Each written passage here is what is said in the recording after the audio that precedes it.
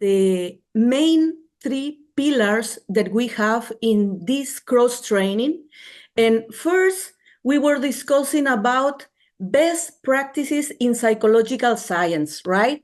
So here we were talking about systematicity when you are conducting a literature review, pre-registration and open science, like open data, bias, different kind of biases in research, and replicability.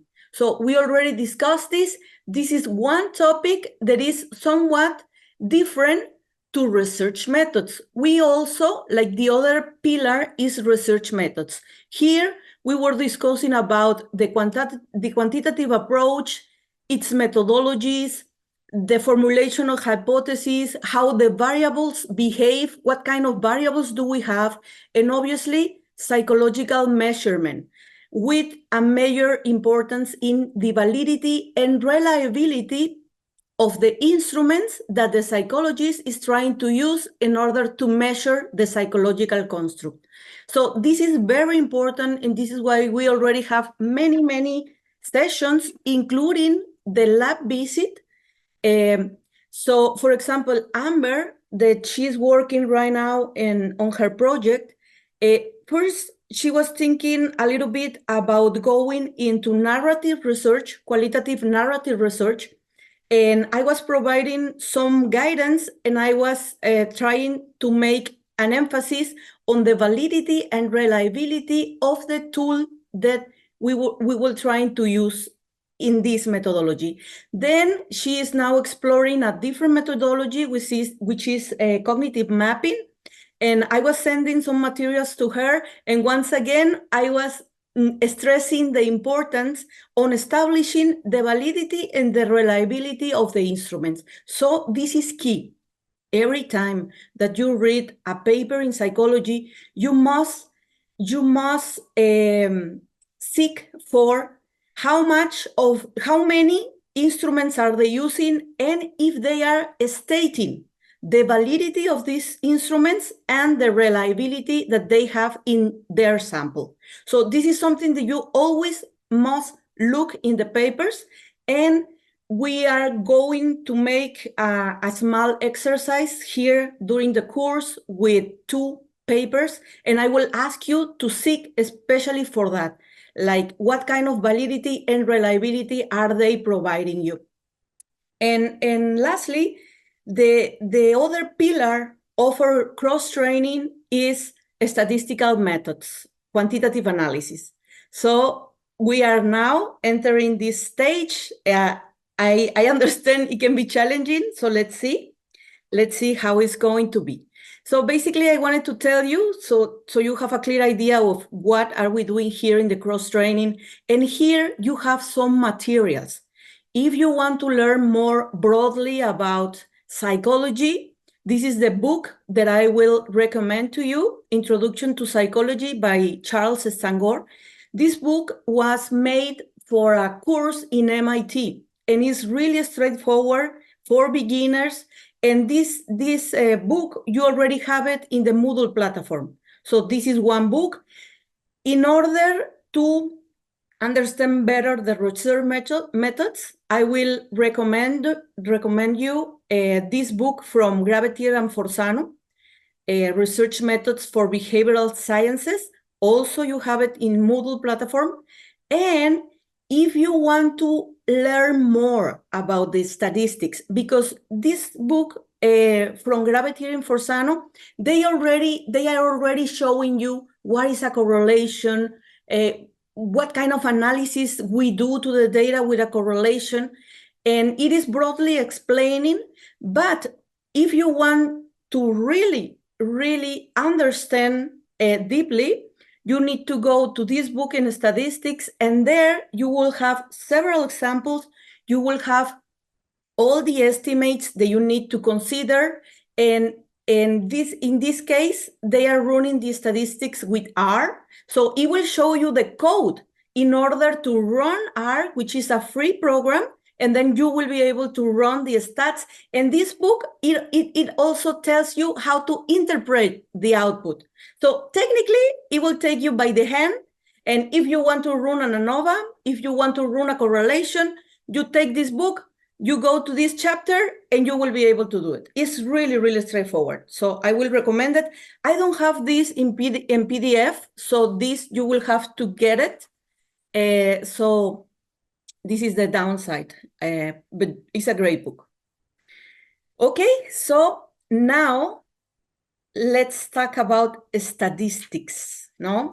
So statistics is a discipline of applied mathematics that deals with gathering, describing, analyzing, and drawing conclusions from numerical data. This is why, obviously, we use it for quantitative analysis. Now, statistics is very, very broad. For example, in this book that I am recommending to you, it's 1,000 pages. Imagine that. So it's obviously very, very big. You need to learn a lot of things in order to properly understand statistics, which obviously I won't ask from you in this cross-training. But I want you to let you know from the beginning what kind of things I am hoping you do understand about statistics. And the first one is statistical assumptions. What are they? Why are they there and why are they important? So statistical assumptions is the topic that we will be discussing today, and which has a lot to do with descriptive statistics. So we will see this topic today. Other topic that I would like you to pay attention is null hypothesis significant testing, which obviously includes p-values, parameter estimates, and confidence intervals. So this topic, we will address it in our inferential statistic session. Okay, this will be probably the next session that we have once we come back from the summer break. So, and besides that, I would like you to understand the difference, the basic difference between the most common statistical models. And I will say at least understanding what is a correlation, what is a regression analysis, what is a t-test, what is an ANOVA, and what is a factor analysis. We already discussed correlations in another session, so you already know what a correlation is, how does it look, and the kind of output it gives you. So we will do the same with regression, t-test, ANOVA, and factor analysis. I think you already started discussing this kind of statistical model with Farhud. So this is the important thing during the whole course. You need to understand this. What is a p-value? What are the parameter estimates that you must seek in the papers? What is the meaning of confidence interval? And what are statistical assumptions? Okay? So if you manage this, you will be way ahead, and I will be pretty happy about the cross-training. Okay, so let's talk about descriptive statistics. In statistics, we have, in general, two categories of statistical techniques, which are descriptive statistics and inferential statistics. Now, what is the difference? Descriptive statistics are methods to help us organize, summarize, and simplify the results obtained in our studies. We are always describing the data that we have without making any assumption, without making any inference of the data. If you do some inference of the data, then you are on the realm of inferential statistics. In inferential statistics, you are taking the results obtained from the samples in order to make a deduction, in order to try to get what is going to happen if we have a different sample, or if we have a bigger sample, or what is happening in the actual population. So descriptive statistic is just about the data that we have And inferential statistics is about making suppositions about the data we don't have.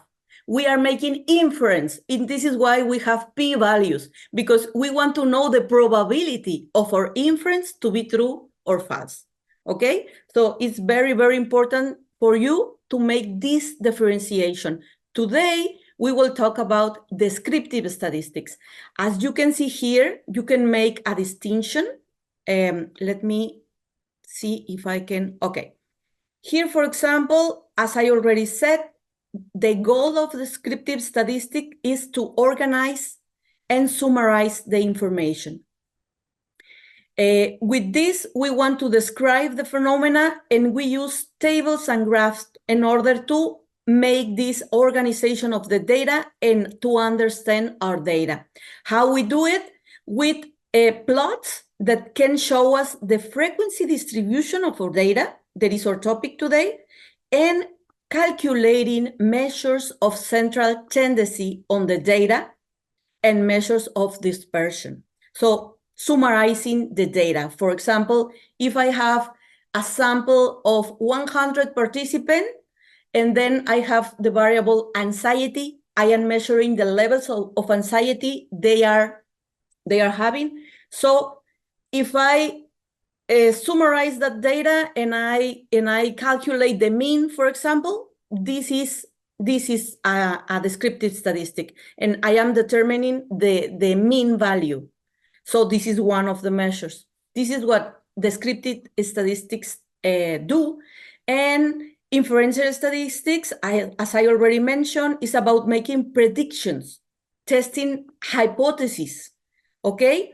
We are trying to explain the probability of occurrence based on the data that we already gather. So we are using the data of our sample to make predictions and to know how probably we can actually assess what is going to happen. And we do this in inferential statistics with probability scores. And for that, we use statistical models like ANOVAs, like t-tests, like regression, right? So this is for you to understand better what is the difference between descriptive and inferential statistics. To run all of these statistics, we use a software that, this kind of software, I don't know if you are already familiar with it, maybe you are. For example, SPSS is really, really straightforward. It's like a little bit like Windows, so it's really friendly and very popular. The other really popular software is R. So R is really popular because it's free. This is the reason of the popularity. And the thing is that also because it's very flexible. So you can make changes to the code, because in the case of R, you need to code. So it's a bit more complicated because you need to understand the basics of running a code, but it is not that difficult. And as I already told you, the book that I was recommending, it's using this environment. So it will take you step by step in order to run some statistics. And we have others like MATLAB or Stats or SAS, right? So you can use several software in order to do that. And let's dive into the terms of descriptive statistics. So as I was telling you, with descriptive statistics, we are just describing the data that we have without making inference of the data we don't have. Here, we don't have p-values because we are not talking about probabilities of some suppositions that we are doing. So here, we do this with these two tools. One of it is organizing scores. By organizing scores and looking into the sample distribution, and here you have some examples. This is an histogram, and this is a scatter plot. So we use plots in order to understand the data. But the other way that you can use descriptive statistics to understand the data is also by summarizing scores. So in this case, you can calculate the mean, the variance, the standard deviation, in order to understand what is happening with your data. So technically, every time we do both, and after this, we go into inferential statistics. And this is where the statistical assumptions are important. Because here, when we talk about the distribution of our sample will be distributed in certain way. So we need to have a normal distribution, a broadly normal distribution, in order for the inferential statistics to work.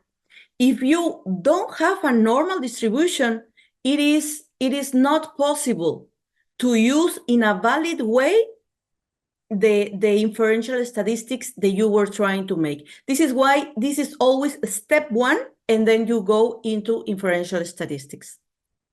Okay, so let's talk about the first one, organizing and summarizing data. So here you can see 4 different plots. So here it is very important for you to start familiarizing with the plots. This is an histogram.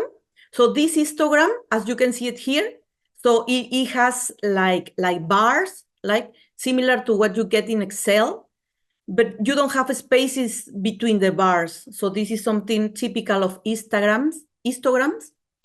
And you have the distribution of the data here, right? So this is an histogram. This is a box plot. This is a density plot. And this is a QQ plot. Each one of these plots, they have their strengths when you want to look into specific elements of your data. And I will recommend you some plots more for certain things than others. And we will be discussing this today. But know this, it is important. Here, we are just looking into the distribution of our data. We want to know how it looks in order to get familiarized. Is it a normally distributed data or not? We have to test this, okay? So here, I have a small example for you of how this frequency distribution works. Here, you have a frequency distribution with a table, using a table, or using plots. So you can use any of them. Like you can use this kind of plot, like a histogram, or this modified histogram, or this polygon. Like you can use any kind of plot, a QQ plot, a scatter plot, or a table. Each one of these will help you to better understand your data. So as I was telling you, here, for example, we have different scores in a survey, and they were asking in a Likert scale, they have points ranging from 0 to 5. So they were asking, for example, how familiarized you are you with statistics? And then you can put 0 if you are nothing at all, or 5 if you are very familiarized, right? So here you have the variable. And then here you have the frequency. So this is how many people actually said 0. How many people said 1? How many people said, I think I'm a 2? And this table is turned into a graph in this way. You can see it here. For example, 0. How many people said 0? Remember? 2 of them. So, and then how many of them reply 1? So 1, the same, 2 people. So we have it here in the histogram. What about 5? What about people that was really familiarized with statistics? How many of them? Okay, just 1. So do you see how this table is turned into this distribution? Is it clear for you? It's really easy, right? That's clear. Yeah. That's clear. Okay, so this kind of plot is called histogram. And this is also an histogram, but this is modifying the way that they deleted this part, and they are marking the spaces here. Do you notice how they are marking 2 here, or they are marking 4 here, instead of having these numbers? So this is of not importance at all. It's just for you to know there are many ways to depict it. In the case of the polygon, here, for example, we have the same 0, 2 persons, 1, 2 persons, and then 5, 1 person, right? We have these dots, and then the polygon is making this line. Now, this is the important part. This is why these kind of plots are really important, because the distribution of our data will make a shape, right? And this shape will show you if your data is normal or not. So this is very, very important. Having a normal distribution is when you have a symmetrical distribution. In this case, here you have a symmetrical distribution because this is the mean. This is the mean value of your data, and you have half of the distribution to the left and half to the right. So if you have this nice shape, then your data is normal. And this is great, right? Having the data being normal is one of the main assumptions for statistical analysis. Many natural phenomena and psychological attributes, for example, EQ or height or weight, follow a normal distribution. Most of the phenomena, they have to display a normal distribution. So this is why it is very important for you to be able to build these histograms and to understand the shape that you are having in your data.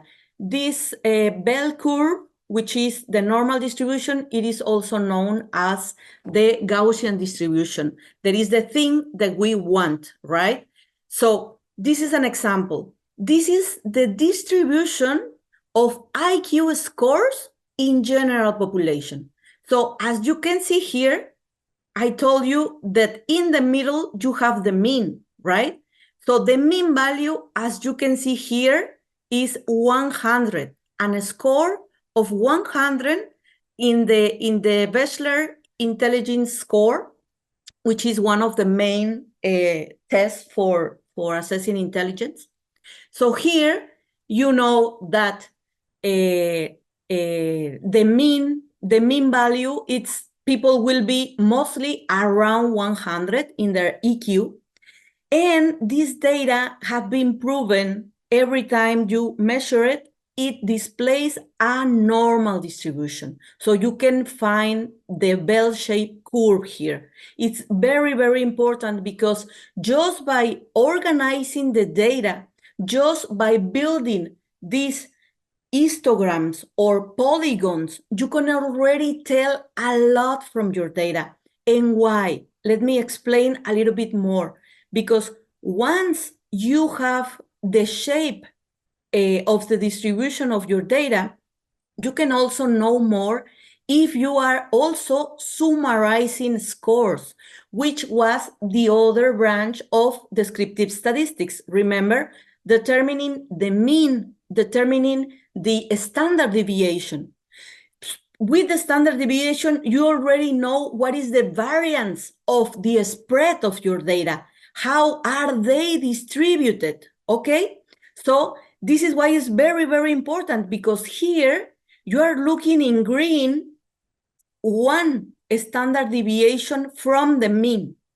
This is 2 standard deviation from the means. Also in the other side, to the right, you have here 1 standard deviation from the mean here, and you have here 2 standard deviations. And every time with all the data that you are collecting, you can calculate mean, variance, standard deviation, and you can tell a lot from your data already, because we know that in a normal distribution, most of the data, like 68% will be falling in one standard deviation from the mean. So this is very, very important information because you can tell a lot from your data, understanding how many deviations from the mean are you. For example, if one of you, let's say Matthias, can tell us, you know what, I am 131 in this Wessler scale. So immediately we will know, wow. Sorry, Matthias? It's too low. Oh, wow, it's too low. Let's say 165, 35. Matthias. 35. Exactly. If he tell us this and you already know how is the distribution of the data, you will say, wow. So Matthias is between like the top of humans, being really smart. This is why we use descriptive statistics to organize our data and to summarize our data in order to make these conclusions. So all of this is descriptive statistics. So as I already told you, some measures of central tendency, I told you calculating the mean value. So the mean value is the most important one. So we also calculate the median and we also calculate the mode. So understanding the difference between these values is really simple because the mean is the average, right? It's just summarizing all of them and divide them by the numbers of data that we have. And the average, this is the mean. So we are used to this. The median is actually also very simple because it's the data that is exactly in the middle. That is that all the data that is in the left is half and to the right is half. So it's the median value. So it's the value that is right in the mean, in the middle of the distribution, which is not the mean, obviously. And the mode It's not is obviously. Gina, why is the median different from the mean value? I didn't understand it. Yeah, sometimes you have some of the values that are high. For example, you have a lot of higher values. Let's say I am testing the EQ from you and you are all really brilliant and you are all scoring 130, 120. So because of this group, I will have a lot of people resting in the right. And then when I calculate the mean, I will calculate the mean, but the mean value, because you are so smart, it won't be in the middle of the distribution of the data. So it will be a different value. The mean and the median are different because we can have some data that are pulling the mean towards here, and then the mean can be here, for example, and the median can be here. Because these values, when you are averaging, this increase. I don't know if I was clear to explain. So if you have a lot of higher values or lower values, they are pulling the mean. But the mean, which is the average, is independent from the value that is right in the middle. Because let's say we have someone with 110 of EQ, and then someone else with 110, and then the third person also 110, and then we have 130, and then we have 145, 155, 165, and then because we have such a high values, the mean will be really high and will be really further away from the 110s. Then the median will move from the mean. I don't know if I was able to explain a little bit more. Yes, thank you. I'm not sure, but I think it's better now. Thank you. Okay, yeah. Basically, the average it is affected by extreme scores, and the median is not. The median is right in the middle. Okay, so this was about the measures of central tendency. So the one that you need the most, you need to worry the most, is about the mean, which is the average. So it's not that hard. We won't be using these ones regularly, but it is good for you to understand the difference. But the mean is the one that you should focus, which is the average.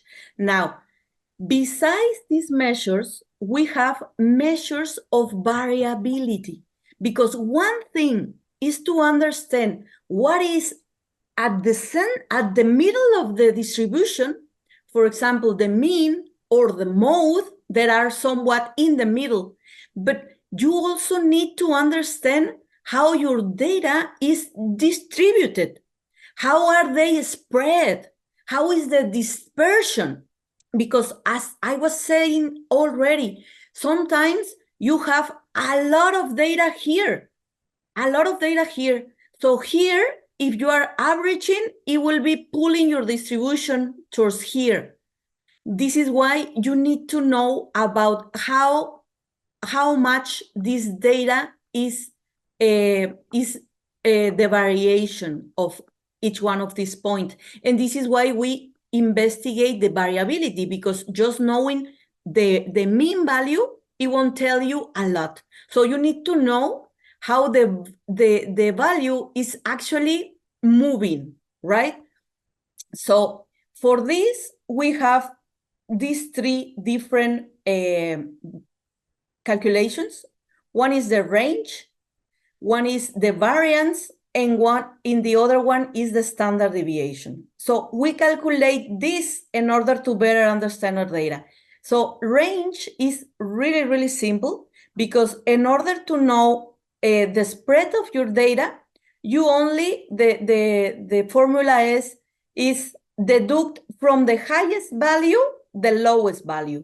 So in the example that I just gave you with the EQ, if I have people with EQ 165, and then I have people in my sample with 110, then I just have to deduct the 110, and then I already know that in 55, my data will be spread out in the 55, right? In the 55 range. This is my range.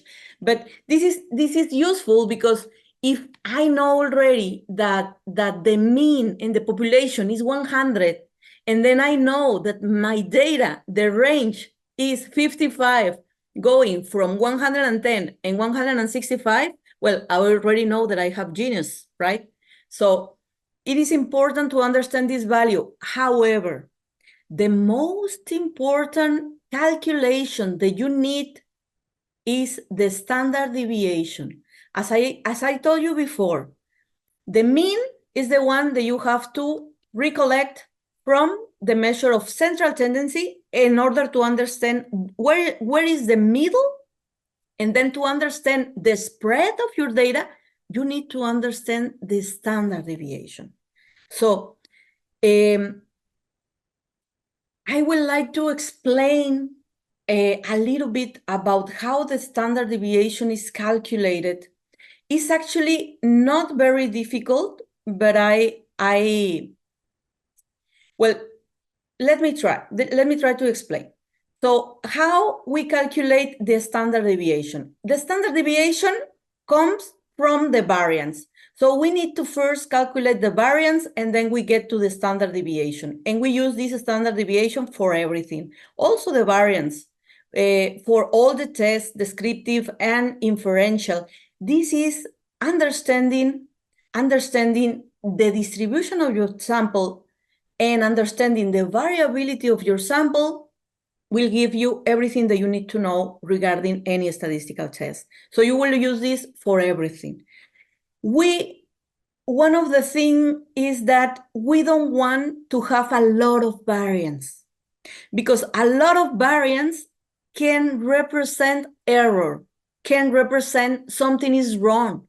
A lot of variance will give us a non-normal distribution.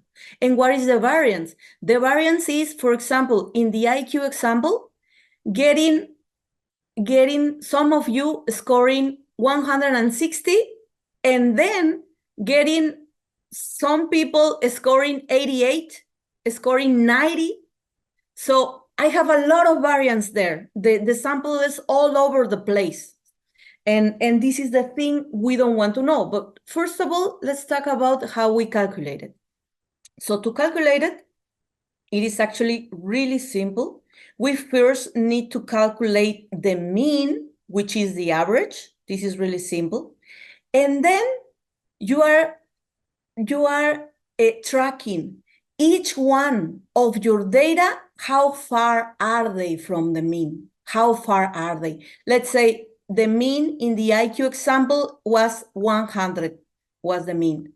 So let's say Matthias is 165. So how far is he from the mean? Okay, see, he is 65 from the mean. And we calculate this, 65. Then let's say Amber. Amber comes to the sample and Amber is 170. So how far is Amber 170 far from the mean? Okay, she's 70 far from the mean. And then some other person is scoring, let's say 110. So this person is here. How far is this person from the mean? 10. And then we are averaging all of this. We make an average.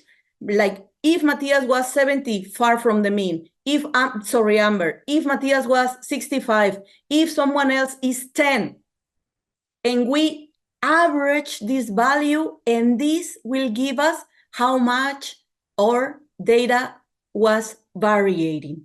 This is the variance. So it's really easy.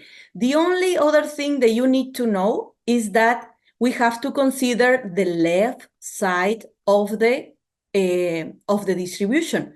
Because here, for example, let's say someone scored 90.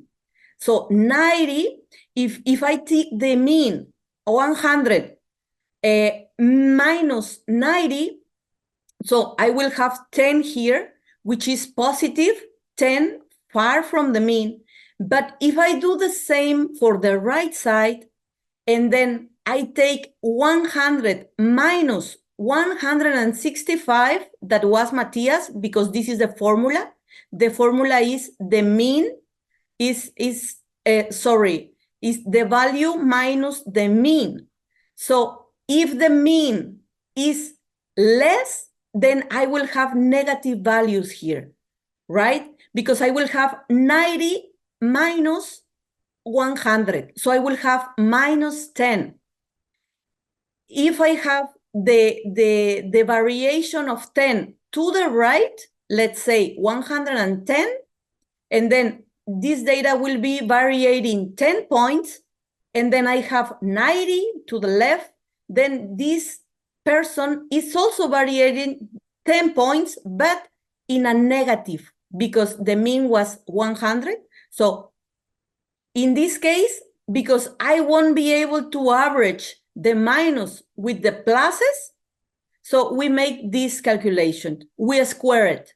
So we set 10 square and minus 10 square, and then we lose the minuses. So we have to square it, everything. And you see it here in the formula. So you are making this calculation, you square it, and now that you don't have minuses versus the pluses, then you can make the average, and then you get the variance in this way.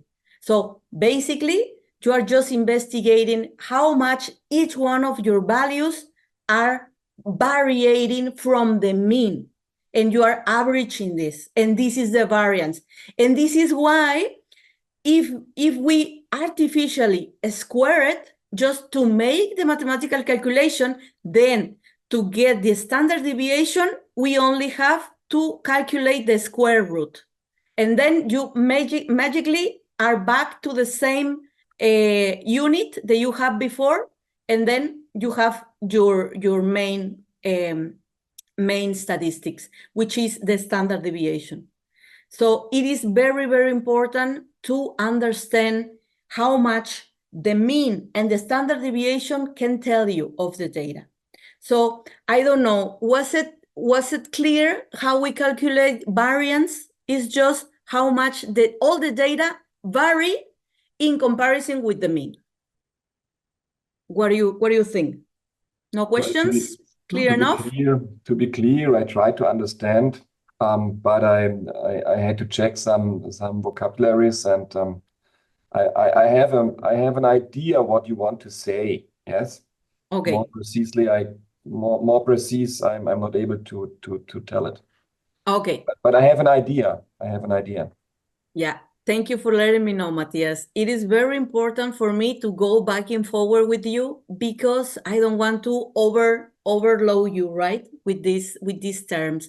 But actually we have this kind of information, understanding how our data is distributed, what kind of data are in the middle, and how much the data is varying. This is the important thing that you need to grasp, and this is why we care about these measures. So far, what is important? Big thing number one, having a normal distribution in your variable. If you are testing anxiety and you are plotting the anxiety, you should get a bell-shaped form or something close to that in order to have a normal distribution. First one thing.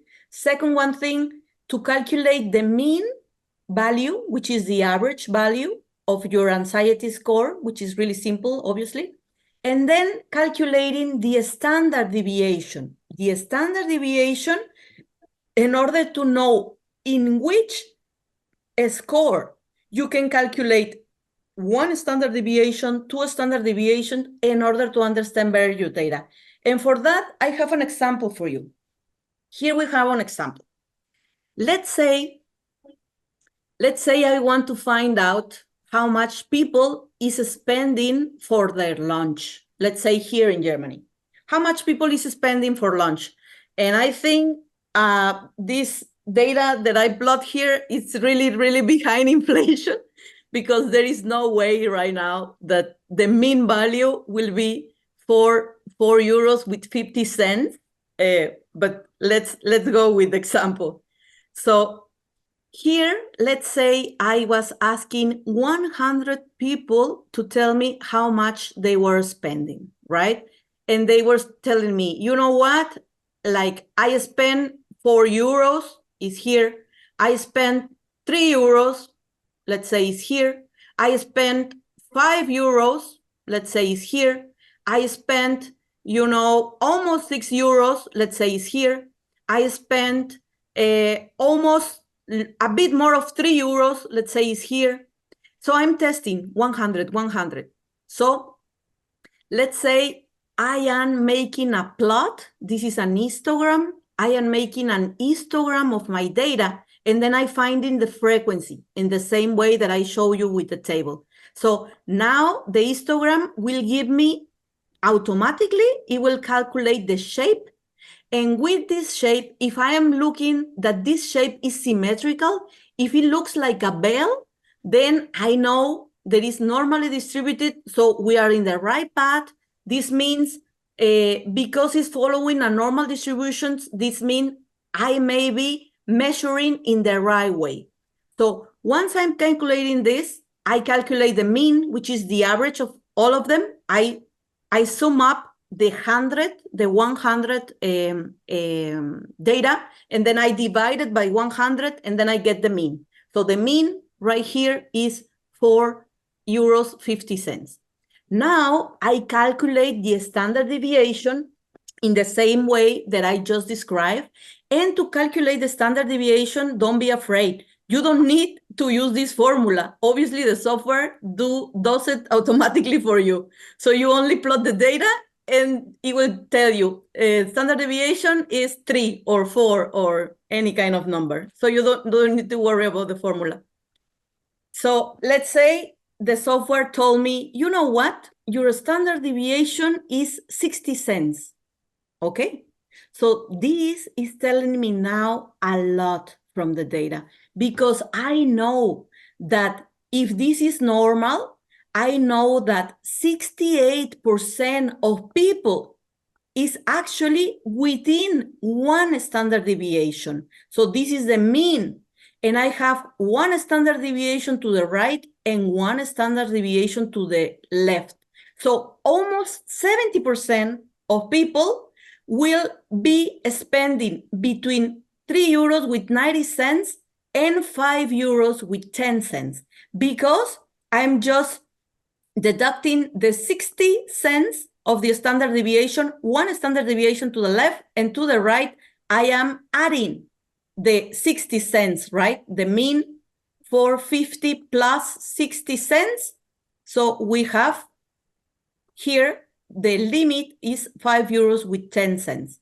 So this is really, really interesting information, because if this data is true, then I know that people on average, like most people, will spend between 390 and 510. And I already know that people that is too far, let's say 2 standard deviation to the left, I have one here, I have the second one here, 2 standard deviations. So let's say the mean is 450 minus 120, because I have 60 cents, 60 cents. Then I get this value, which is really low. So 450 minus 120, I think is 330, I think. Yes, 330. So I already know that only 2% of people will actually spending around 3 euros. So almost no one. And I also know that almost no one will be spending 6 euros. So this is why this kind of information is important, because you can make this, you can know these things about your data. If you know how is your data distributed, and if you know where is the mean value, and if you know the variance, in this case, the standard deviation, then you can tell a lot from this data without making any inference. So all of this is information that you already have. Okay? So was this example easy? Clear? For me, it was easy to understand, Gina. Okay. Thank you. Thank you. Sasha, I think it was. Okay. So Yes. I'm happy to hear that you are actually getting along with the explanation. It is actually the most important thing is to know what kind of analysis we are doing in a descriptive way to understand our data. And now let's see, I already told you we can plot histograms, right, to understand our data, but what else? So for example, here you can test if your distribution is normal or not using an histogram. This is a histogram, or using a QQ plot. So this is a QQ plot. I will recommend to use a QQ plot better, because you can tell easily if you have the right shape or not. And for that, I have some examples for you. Can you take a look at this distribution? So I have one distribution here, case A, and then I have another one, case 3, and then I have case 5 and case 7, right? So actually, 2 of them are not very normal. So can you tell which ones are somewhat normals and the ones that are not very normal? Can you tell which one of the cases? Because I was telling you to look into the bell shape, right? So here, this I would kind say of like number 1 and 3 are. 1 and 3, you think are normal, Matthias? Yeah. This is perfect. You were able to tell this just looking into the histogram? Yeah. Oh, okay, you got it. Yeah, that's correct. In this one, you have a lot of data here and a lot of data here. So this is why this is not normal. This is the same here. This is too low. You have very low values here, and you have really high values here. And this is why these are abnormal, and these two are more normal. Exactly. But for some people, it can be difficult to tell because most of them look like a little bit like a bell. So in this case, if you look into the QQ plot, the QQ plot, it is called QQ plot because it is contrasting quantiles versus quantiles. So it's quantile versus quantile, and here you have the hypothetical quantiles of the normal distribution that are compared against the quantiles in your data. So this means that this line, this straight line that you see here, is the hypothetical normal distribution. And the points that you see here is your distribution. So in this kind of plot, it's really easy to see when you are far away. Can you able to see? Look at this. You can see that you are not in the line. And because you are not in the line, then you are not close to the theoretical normal distribution, which is the case here. Can you identify it? So this is why I will recommend to use QQ plots instead of histograms in order to look into the normality of your data. But you can also use some formulas in order to calculate it beyond the thing that you are observing in a graph. And for that, we have this test, the Kolmogorov-Smirnov statistic, we have the Lilliefors test, and we have the Shapiro-Wilk test. I will recommend, this is the one that is more robust, so is less susceptible to bias than this. So running the Shapiro-Wilk test will give you a number, and this number will tell you if your data is normally distributed or not. So you can also do this.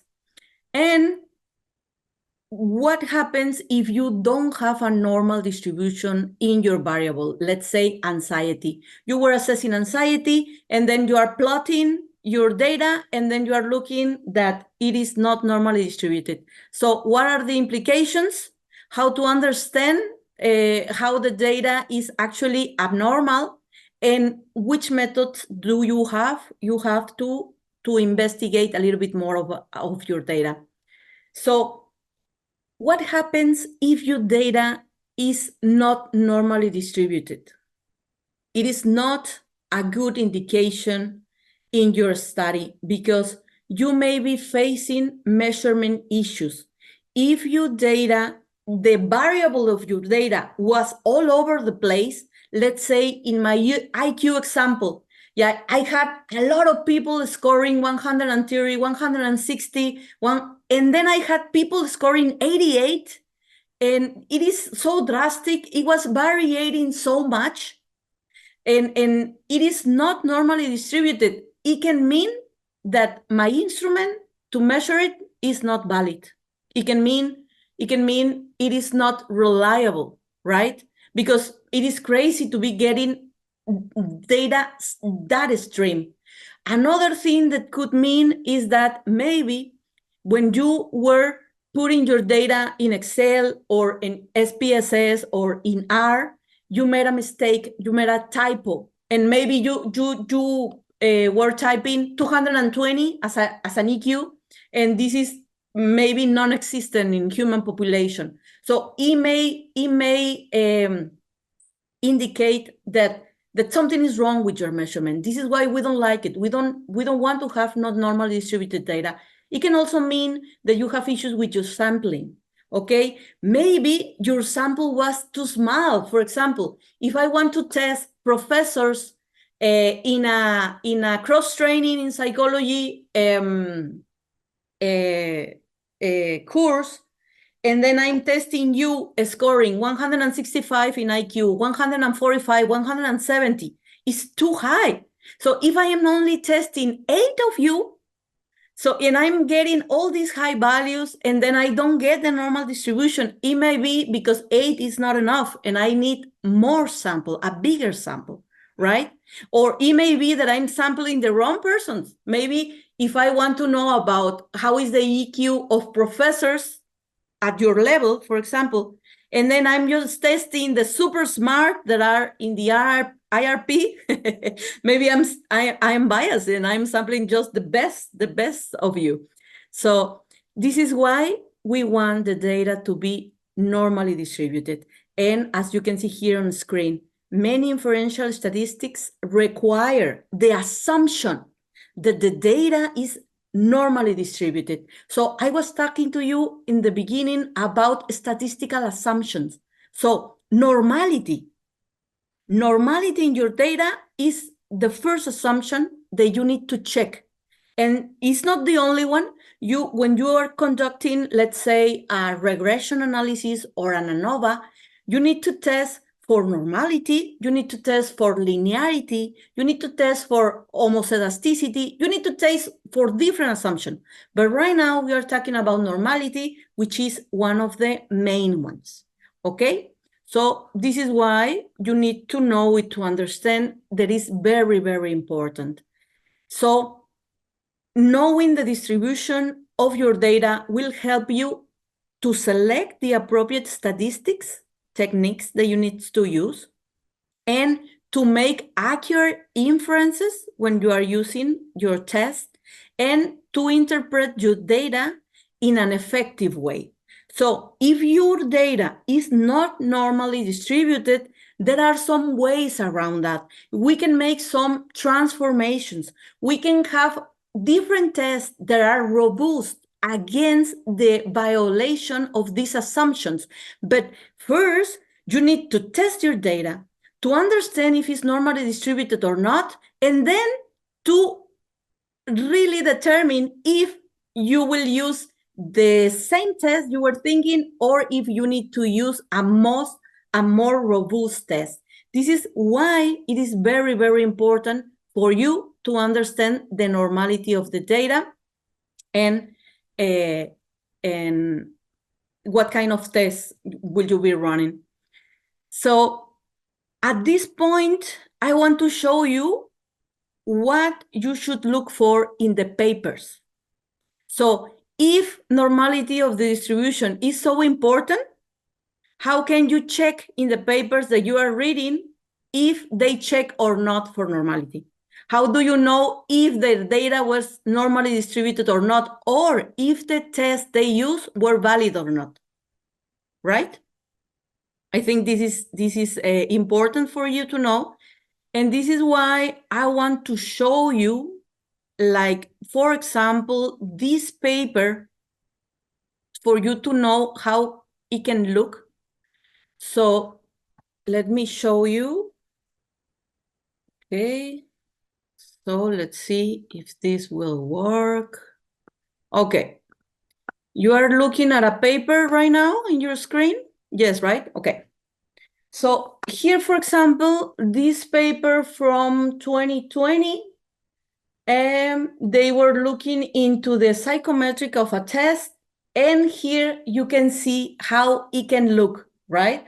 So here you can read, after evaluating the assumptions of normality and linearity, we identify that the assumption of normality is slightly violated in our sample. So this sample was not normally distributed, and the author is explaining that because of that, she used another test that is more robust, that is the diagonally weighted least square estimator. So now you know that she was testing for normality. She didn't get the data normally distributed, so she was unable to use the normal test, and she was using another test in order to calculate the results. So in this case, you know this person did it. So every time that you are reading a paper, please take a look at, are they talking about the distribution of the sample or not? And if they detected that it was not normally distributed, what measure were they taking? Okay? So this is the important takeaway. And it's already 6 p.m., which is really late. And we won't be able to finish the session today because I wanted to show you still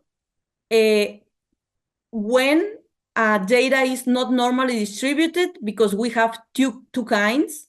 It can be skew or it can have kurtosis. So we will be discussing this next time because now it's too late. I wanted to show you how to interpret the box plot. So the box plot is really good to look for abnormality in your data. So I wanted to explain you what a box plot is. And then I already discussed a little bit of QQ plots, but I wanted to do it a little bit better. So we will do this next time. But the thing that I want to end with is for you to really know that the statistical assumptions are a pillar for reproducibility in psychology. So if we want to replicate our findings, we need to look for the statistical assumptions, and we really need to care about these things because, as you can see here in this paper, they were looking into a lot of studies, 100 studies they were studying, and they find that these studies were unable to replicate, and they find, look here, reason number 2, not all the psychological variables meet the normal distribution hypothesis. So this is a main issue. What I just described you today is a big issue in psychology because researchers, sadly, they don't care a lot about this. We have error in a lot of instruments because validity is not that high, and they are nonetheless using the same data to run the stats that they are unable to use. And this is why a lot of the research in psychology is not replicable. So this is a big issue, and this is why it is important for you to always look in the papers that they mention something about the distribution of the sample or about the descriptive statistics, okay? This is what I want you to take home. And here, for example, I want to close with these comments, like descriptive statistic is very important because it can tell you a lot of the data that you already have without using probabilities or making inference that may be invalid.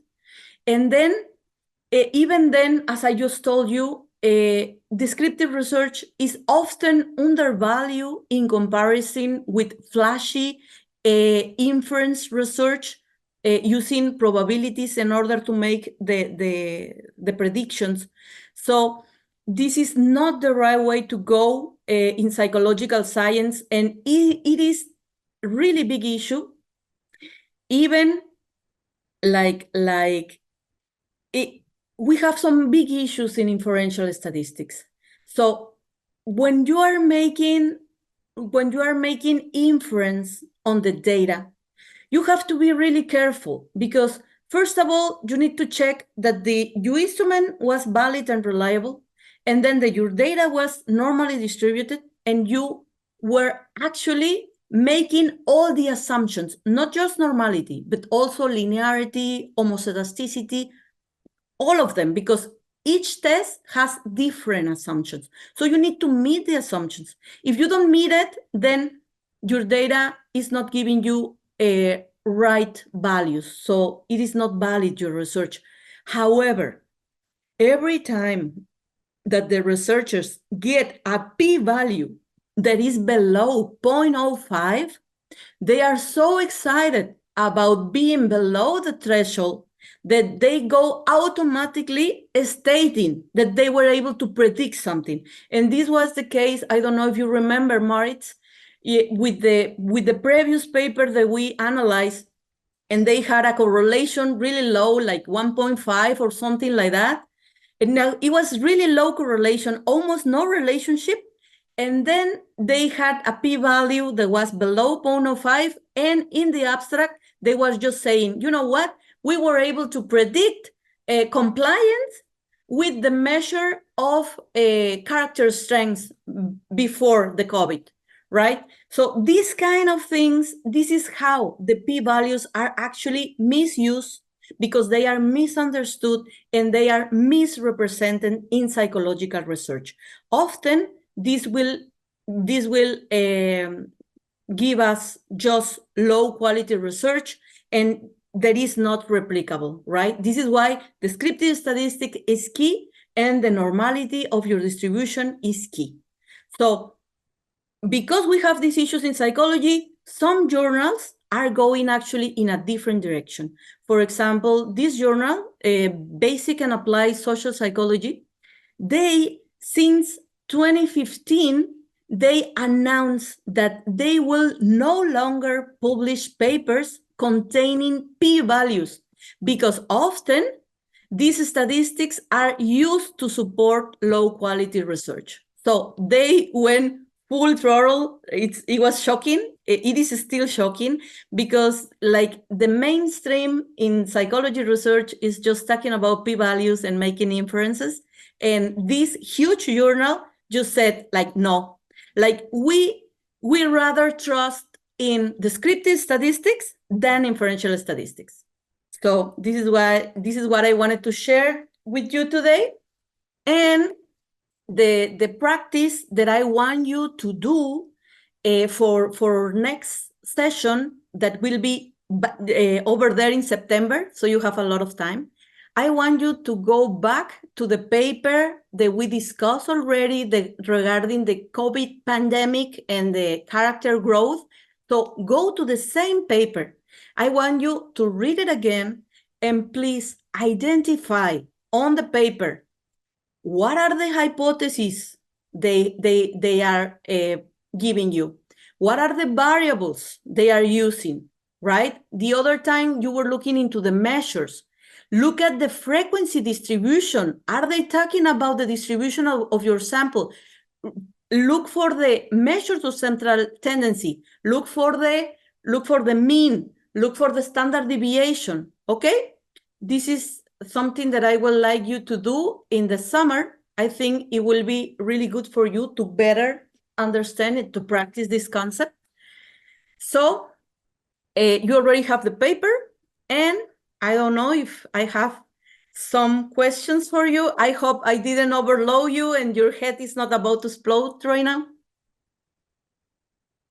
How do you feel about it? Was it easy enough? Was it interesting?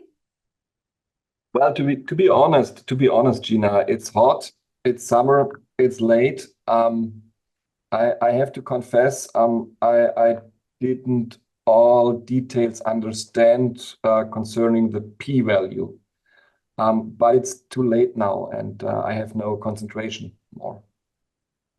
Yeah, you Perhaps shouldn't worry about that, Matthias. Perhaps in the next session we can what's the name, replay again that issues with a p-value. Yeah, the p-values concern the session in inferential statistics.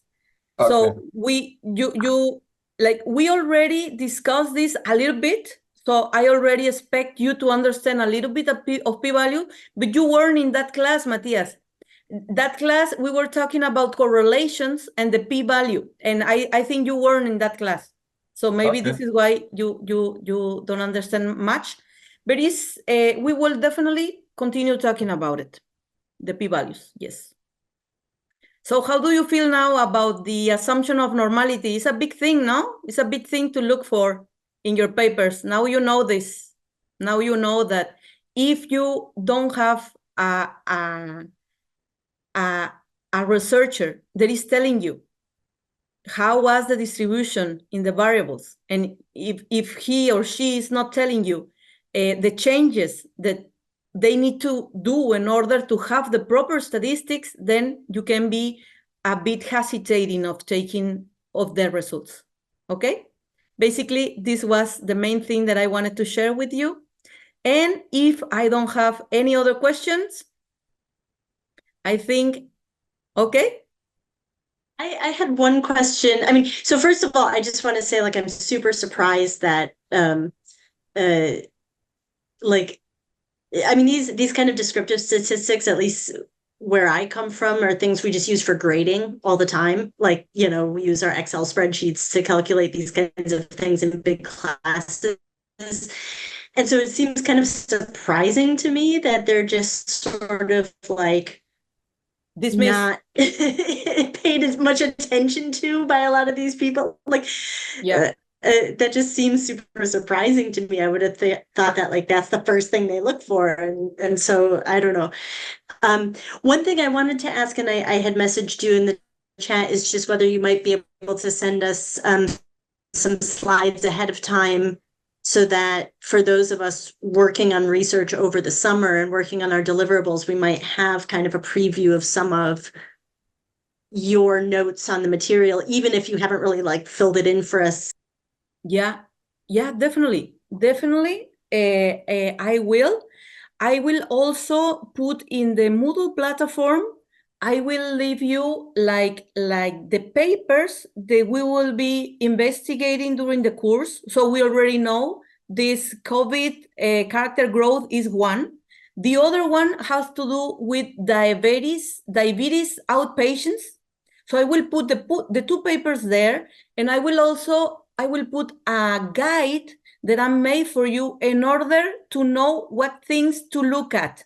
So far, we are at the descriptive statistics, but you already can tell like about hypotheses, about variables, about validity, about reliability. So you can start already looking to it.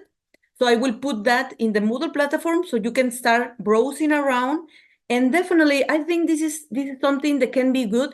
I will put the slides of the future classes already.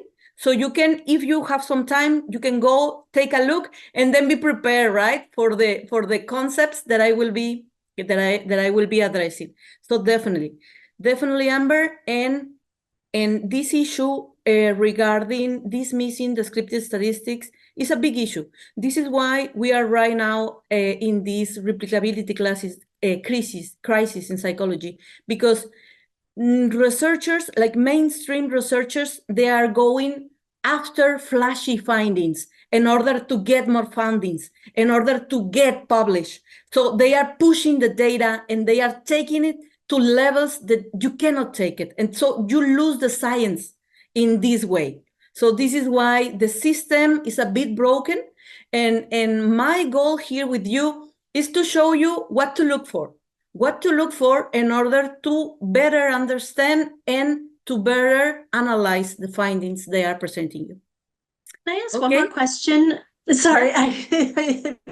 So one thing I was thinking of is like, when we were looking at literature reviews, and, in a lot of literature reviews, they're saying like, and so found this, and so found this. And sometimes I see them saying, but, these values are suspect, or they had a very small sample size or something.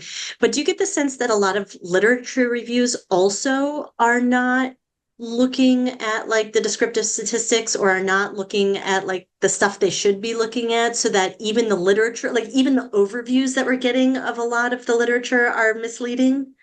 It is the case. It is the case, Amber.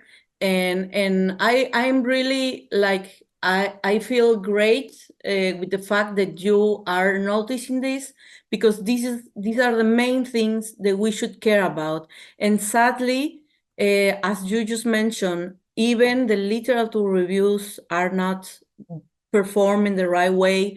They are not strict enough, and some of them, they actually tell you, the sample size was too small, but they even taken the data for the analysis. So why do you include it?